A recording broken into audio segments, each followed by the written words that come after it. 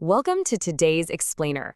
I'm absolutely thrilled to have you here today because we're diving into something that, let's be real, pretty much every single one of us struggles with.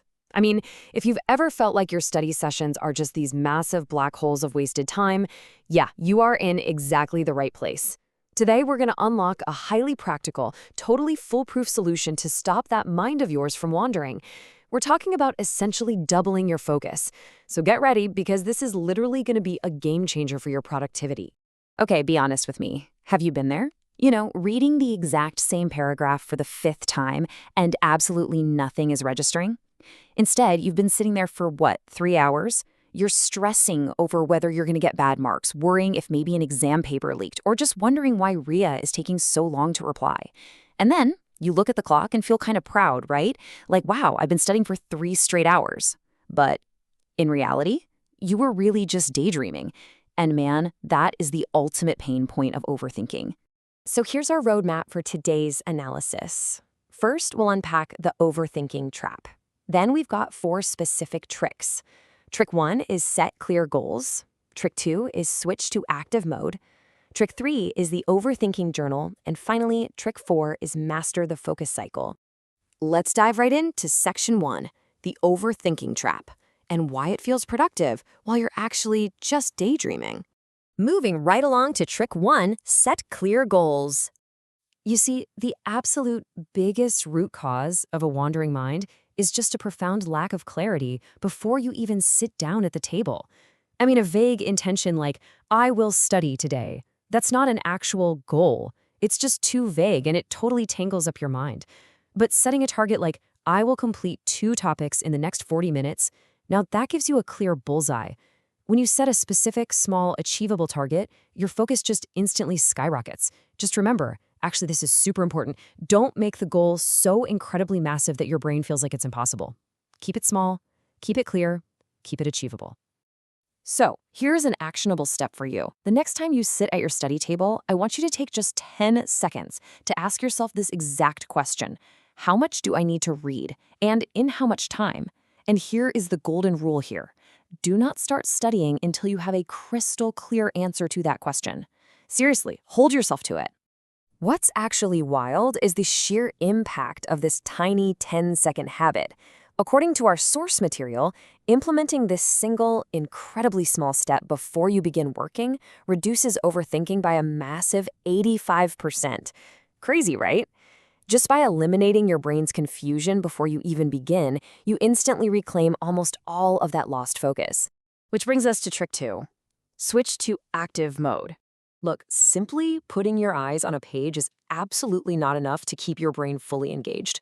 We have all experienced this, right? It's called passive mode. It's when you read a whole paragraph, but your mind is just off somewhere else, completely preventing you from giving 100% focus to the task. When your brain is just receiving information passively, it gets bored. And to fill that void, it just starts generating random thoughts. In fact, just listening to this explainer right now kind of puts you in passive mode, which means you might literally forget everything I'm saying in the next 10 minutes if we don't change that up. So let's fix that right now. Prove you are in active mode. I want you to physically use your hands and type a comment right below. Just type something like, I will follow your steps, or honestly, whatever resonates with you. By doing this little action, you're providing a live demonstration of active engagement. You're literally forcing your brain out of passive receiving and into active participation. So, how do we actually apply this to studying? Well, don't just read with your eyes and risk falling asleep.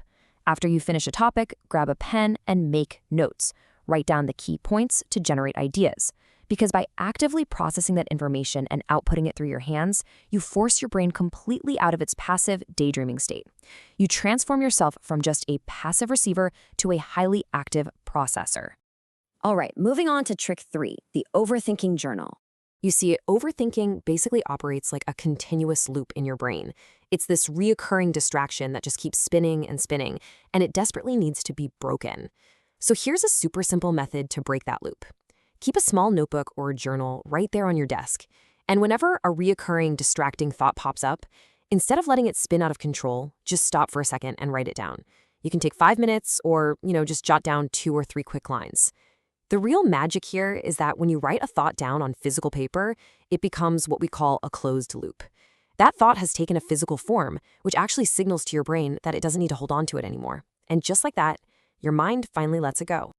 And that leads us perfectly into trick 4, master the focus cycle. Okay, this is where we bring the whole shebang together. You really have to accept that overthinking isn't something you're just going to magically cure in a single day. It's a deep habit, and it takes time and actual practice to fix. So here is the cycle you need to master. Step 1, notice that you are overthinking. Step 2, write it down in your journal. And step 3, gently return your focus to your task. Now, I want to reassure you right now, at first, your mind might wander every 2 to 3 minutes, and you're going to have to repeat this cycle pretty rapidly. Listen to me, that is completely normal. Do not view it as a failure, okay? Over a few weeks of consistent practice, you will absolutely notice your mind wandering less and less. Just remember this absolutely crucial point. Habits change through practice, not force. You literally cannot force your brain to focus through sheer willpower alone. It just doesn't work. You must patiently and deliberately practice the focus cycle we just talked about. It's all about gentle correction, not harsh punishment.